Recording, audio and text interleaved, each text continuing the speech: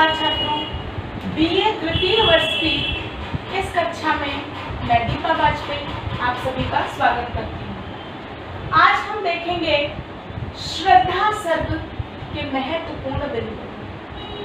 श्रद्धा सर्ग कामायनी महाकाव्य का अत्यंत महत्वपूर्ण सर्ग है। ये कामायनी का तीसरा सर्ग है और इसी सर्ग से घटनाएं नया मोड़ लेती हैं। जैसा कि कामायनी के पिछले वीडियो में मैं आपको उसकी कथा वस्तु से परिचित करा चुकी हूँ, तो यहाँ पर हम देखेंगे श्रद्धा सर्ग की कथा वस्तु, कथा सार क्या होता है श्रद्धा सर्ग में। तो श्रद्धा सर्ग में सर्वप्रथम मनु और श्रद्धा की प्रथम भेंट होती है। इसी भेंट पर संस्कृति परंपरा की नींव टिकी होती है, यानी आने वाली संस्कृति परंपरा का विकास इसी भेंट पर निर्भर होता है। श्रद्धा सर्ग कामायनी के घटनाक्रम को एक नवीन दिशा प्रदान करता है। वेदना निराशा में आकंठ डूबे मनु के सम्मुख श्रद्धा वसंत का दूत बनकर के आती है। वो मनु को कर्मवाद का संदेश देती है तथा नवीन संस्कृति की आधारशिला रखते दिखाई देती है श्रद्धा। श्रद्धा के माध्यम से प्रसाद जी अपने कर्मवाद के प्रति आस्था का उद्घोष करते दिखाई देते हैं। श्रद्धा मनु को सत्यम, शिवम व सुंदरम के महत्व से परिचित कराती है कि जीवन केवल हार के बैठ जाना नहीं है, बल्कि संघर्ष करते हुए जीवन के दाव को जीतना वीर पुरुषों का कर्तव्य है। कहते ना, वीर भोग्या वसुंधरा, प्रकृति सदैव वीरों का साथ देती है। प्रलयांकित, शोकपूर्ण, विषादग्रस्त, निराश, एकाकी जीवन को मनु के श्रद्धा आशा की स्वर्णिम किरणों से भर देती है। श्रद्धा के जीवन में प्रवेश के बाद मनु सारे विषाद को, सारे वेदना को भूल जाते हैं, अपनी पीड़ा को भूल जाते हैं और नए निर्माण के प्रति कृत संकल्प दिखाई देते हैं। श्रद्धा के माध्यम से प्रसाद जी भारतीय नारी के त्याग, समर्पण, सेवा, सहिष्णुता, सहानुभूति आदि गुणों को प्रकट करते हुए नारीत्व की गरिमा को भी प्रणाम करते हुए दिखाई देते हैं। नतमस्तक होते हैं वो भारतीय नारी के गुणों पर, कह उठते हैं, दया माया ममता लो आज, मधुरी मानो अगाध विश्वास, हमारा हृदय रत्निधि स्वच्छ तुम्हारे लिए खुला है पास। भारतीय नारी इन गुणों की खान है। श्रद्धा के सौंदर्य का दिव्य एवं अमासल चित्रण, यानी रीतिकालीन कवियों की परिपाटी पर श्रद्धा का अश्लील चित्रण नहीं किया है। श्रद्धा के सौंदर्य का चित्रण किया गया है, परंतु वो सौंदर्य अमासल है, अशलीली है। तो ये भी श्रद्धा सर्ग की एक प्रमुख विशेषता बनकर सामने आता है। चलिए देखते हैं श्रद्धा सर्ग का कथा सार। श्रद्धा सर्ग प्रारंभ होता है प्रश्न के साथ। जैसा बताया था कि काम गोत्रजा कामायनी अर्थात श्रद्धा काम की पुत्री है, जो कि गांधार देश में ललित कलाओं का ज्ञान सीखने के लिए गई थी और अचानक से जल प्लावन की घटना प्रारंभ होती है, प्रलय आ जाता है। श्रद्धा अकेली बसती है। घूमते घूमते प्रलय के बाद वो देखती है तो उसे बलि का अन्न रखा हुआ दिखाई देता है। उस बलि के अन्न को देखकर वह विचार करती है कि कोई न कोई इस पृथ्वी पर मेरी ही भांति बच गया है। उसको खोजते खोजते वो वहां पहुंचती है जहां वेदना में डूबे हुए मनु समाधि में ग्रस्त थे, समाधिस्थ थे। उनको समाधिस्थ देखकर श्रद्धा प्रश्न करती है। श्रद्धा सर्ग का आरंभ ही प्रश्न से होता है। कौन तुम संस्कृति जल निधि तीर, तरंगों से फेंकी मणि एक, कर रहे निर्जन का चुपचाप, प्रभा की धारा से अभिषेक। श्रद्धा मनु से प्रश्न करती है, हे तपस्वी, इस निर्जन प्रदेश को अपने तेज से ज्योतिर्मान करने वाले तुम कौन हो? तुमको देखकर ऐसा अनुमान होता है कि जिस प्रकार समुद्र अपनी हलचल के द्वारा मणि को निर्जन प्रदेश पर फेंक देती है और वो अपने तेज से, आलोक से प्रकाशवान कर देती है संपूर्ण क्षेत्र को, उसी तरह इस संसार रूपी सागर की हलचल द्वारा इस निर्जन प्रदेश पर मणि की भांति फेंक देने वाले आप कौन हैं, जो इस निर्जन प्रदेश का अपने तेज और आलोक से इस निर्जन प्रदेश को प्रकाशित कर रहे हैं। सुना न मन ने यह मधु गुंजार, मधुकरी साजा जब सानंद किए मुख नीचा, कमल समान प्रथम काजल सुंदर चंद्र। मनु स्वर सुनकर के विस्मित रह जाते हैं। उन्हें लगता है कि यह भ्रमरी के समान स्वर लेनी किसकी है। उन्होंने भी मस्तक ऊपर नहीं उठाया है, मुख नीचा किए हुए ही उस सुंदर स्वर को सुन करके उन्हें ऐसा प्रतीत होता है जैसे मानो उन्होंने प्रथम कवि वाल्मीकि का पहला छंद जो उन्होंने क्रौंच पद को देख करके लिखा था वही सुना हो। और देखा वह सुंदर दृश्य, नयन का इंद्रजाल अभिराम, कुसुम वैभव में लता समान, चंद्रिका से लिपटा घनश्याम। और जब उन्होंने अपना शीश ऊपर उठाया तो वो सुंदर दृश्य उनके ऊपर एक जादू सा कर गया, सम्मोहित कर गया उनको। उन्हें ऐसा लगा कि जैसे संपूर्ण वैभव से भरी हुई लता हो, पुष्पों से पल्लवित लता हो, या चांदनी से लिपटा हुआ कोई बादल का टुकड़ा हो। अब यहाँ पे हम देखते हैं श्रद्धा का अशरीरी अमासल सौंदर्य, हृदय की अनुकृति बाह्योदार, एक लंबी काया उन्मुक्त, मधुपवन क्रीड़ित जो शिशुसाल सुशोभित वो सौरभ संयुक्त। कि श्रद्धा को देखकर उन्हें लगता है कि जैसे आगंतुक व्यक्ति अपने हृदय की ही भांति बाहरी रूप से भी उदार है और एक लंबी काया थी श्रद्धा की। ऐसा लग रहा था कि मानो पवन के साथ क्रीड़ा कर रहा हो शिशु रूपी साल का छोटा सा वृक्ष, यानी छोटा सा साल का वृक्ष पवन से अटकेलियां कर रहा हो, सुशोभित हो सौरभ संयुक्त, और अपनी सौरभ से, अपनी खुशबू से, सुगंधि से संपूर्ण वातावरण को सुशोभित कर रहा हो। नील परिधान बीच सुकुमार, कुल रहा मृदुल अधकुला अंग, खिला हो जो बिजली का फूल, मेघबल बीच गुलाबी रंग। श्रद्धा ने नीले रंग के परिधान को धारण किया था और उस नीले रंग के परिधान के मध्य उसके अधकुले अंगों की शोभा को देखकर ऐसा प्रतीत हो रहा था कि मानो नीले आकाश के बीच में एक बिजली का गुलाबी रंग का पुष्प खिल गया। अब मनु श्रद्धा से उनका परिचय प्राप्त करती है तो वो कहते हैं, सैल निर्झर न बना हत भाग्य गल नहीं सका, जो कि हिमखंड दौड़ कर मिला न जल्दी दियंक, आह वैसा ही हूँ पाखंड।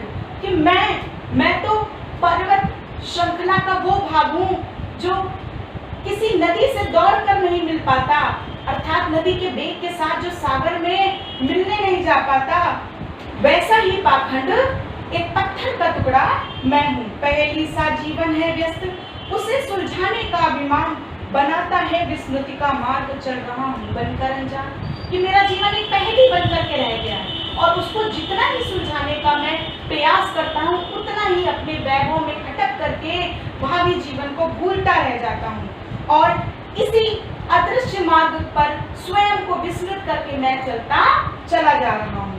क्या कहूँ क्या हूँ मैं उद्भ्रांत विवर में नील गगन के आज, वायु की भटकी एक तरंग शून्यता का उजड़ा सा राज। अपनी तुलना मनु वायु में भटकती हुई उस तरंग के समान करते हैं जो बादलों को तोड़कर, बादलों को भेद कर बाहर नहीं जा पाती और वहीं पर शून्यता में इधर से उधर घूमती रह जाती है। कौन हो तुम बसंत के दूत, गिरस पतझड़ में अति सुकुमार, घन तिमिर में चपला की रेत, तपन में शीतल मंद बयान। मनु श्रद्धा से प्रश्न करते हुए कहते कि मेरे जीवन की निराशा की रात्रि में बसंत के दूत बनकर आने वाले तुम कौन हो। ऐसा लग रहा है कि मानो घने अंधकार के बादल में एक बिजली की रेखा कौंध गई हो या ग्रीष्म ऋतु की तपन में शीतलता देने वाला एक वायु का झोंका कहीं से आ गया। यहाँ पर अब श्रद्धा अपना परिचय देते कहती है, लगा कहने आगंतुक व्यक्ति मिटाता उत्कंठा सविशेष, दे रहा वो कोकिल सानंद सुमन को ज्यो मधुमय संदेश। कि जिस तरह ऐसा लग रहा था मानो कि कोई पुष्प स्वयं मधुमय संदेश दे रहा हो कोकिल को बसंत के आने का, उसी तरह श्रद्धा मन के प्रश्नों की जिज्ञासा को शांत कर रही है। भरा था मन में न उत्साह, सीख लूं ललित कला का ज्ञान, इधर रहे गंधर्वों के देश पिता की हूँ प्यारी संतान। कि मेरे मन में नई ललित कलाओं को सीखने का उत्साह था और मैं अपने पिता काम की प्यारी संसार हूँ और यहाँ पर गंधर्वों के देश में रह करके ललित कला का ज्ञान सीख रही थी। यहाँ देखा कुछ बलिका अन्य भूत हित रख किसका यह दान, इधर कोई है अभी सजीव हुआ ऐसा मन में अनुमान। कि जब जल प्लावन के बाद मैं निकली तो मैंने देखा कि यहाँ पर कुछ बलिका अन्य रखा हुआ है और मैं ये समझ गई कि मेरी ही भांति अभी यहाँ पर कोई अन्य व्यक्ति भी सजीव है। तपस्वी क्यों हो इतने क्लांत, वेदना का यह कैसा वेग, आह तुम इतने अधिक हताश, बताओ यह कैसा उद्वेग। श्रद्धा मनु से प्रश्न करती है कि हे तपस्वी तुम इतने दुखी क्यों हो, तुम्हें किस वेदना ने इतना हताश बना दिया है कि तुम अपने जीवन से भी हार बैठे हो। दुख के डर से तुम अज्ञात, जटिलताओं का कर अनुमान, काम से झिझक रहे हो आज भविष्य से बनकर अनजान। श्रद्धा मनु से प्रश्न करती है कि तुम आने वाले भावी जीवन के दुख से डर कर आज के जीवन को क्यों भूल रहे हो, क्यों विस्मृत कर रहे हो। तब नहीं केवल जीवन सत्य करुण या क्षणिक दीन अवसाद, तरल आकांक्षा से है भरा सो रहा आशा का आह्लाद। ये तपस्वी तुम ये जो वैराग्य का दिखावा कर रहे हो, प्रवंचना कर रहे हो, ये जीवन का सत्य नहीं है। ये तो एक करुणा का दीन अवसाद है। लोग अपने जीवन से भागने के लिए इस वैराग्य का सहारा लेते हैं, आश्रय लेते हैं। बल्कि मानव का जीवन तो तरल आकांक्षाओं के एहसास से भरा है, प्रसन्नता से भरा है, बस उसको पहचानने की देर है। पुरातनता का यह निर्मोह सहन करती न प्रकृति पर एक नित्य नूतनता का आनंद किए है परिवर्तन में टेक। प्रकृति के यौवन का श्रृंगार करेंगे कभी न वासी फूल, मिलेंगे वे जाकर अति शीघ्र, आह उत्सुक है उनको धूल। कि पुरानी चीजें ही सदैव नहीं चलती, कहते ना old order change taken place to new. तो प्रकृति के यौवन का श्रृंगार, ये प्रकृति चिर नवीना है, इसके यौवन का श्रृंगार बासी पुष्पों से कभी नहीं होता, बल्कि बासी पुष्पों के लिए तो सिर्फ धूल आकांक्षा रखती है कि वे कितनी शीघ्र उनमें मिल जाए। तो इसलिए नवीनता जीवन का प्रमुख सत्य है। जब तक किसी की मृत्यु नहीं होगी तब तक नवीन जन्म कैसे होगा। तो जन्म और मृत्यु, दुख और सुख, दिन और रात तो जीवन के दो भाग हैं, एक के जाने के बाद दूसरा आता है। पुरातनता का यह निर्मोह, की पुरातनता की केचुली पृथ्वी कभी नहीं सहन करती, नित्य नूतनता का आनंद किए है परिवर्तन में टेक। कि नित्य नूतनता ही प्रकृति को सुंदर बनाता है। कहते नहीं क्षणे क्षणे ये नमता मुपैति तदैव रूप रमणीयताया।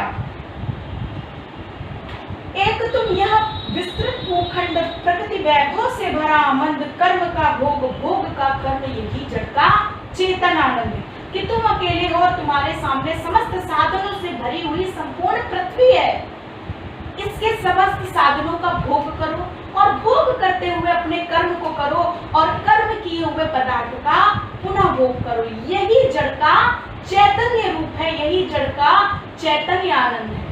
अर्थात बिना कर्म के किसी को सुख नहीं है। गीता में भी श्री कृष्ण ने कहा है कि कर्मण्यवाधिकारस्ते मा फलेषु कदाचन। कि कर्म करते रहना जीव का काम है, फल तो विधाता के ऊपर है।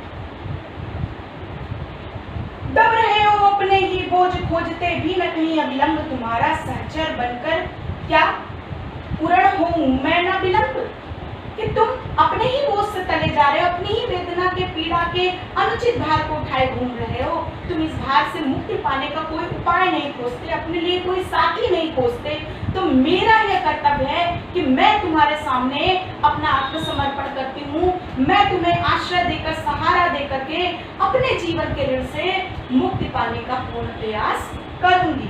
समर्पण लो सेवा का साथ, सजल संस्कृति का यह पतवार, आज से यह जीवन उत्सर्ग किसी पद तल में विगत विकार, कि यह जीवन आज से तुम्हारे ऊपर उत्सर्ग है, समर्पण कर रही हूँ और मेरे संपूर्ण जीवन के सुख दुख राग विराग के स्वामी अब तुम हो। आज से यह जीवन तुम्हारे ही चरणों में अर्पित है।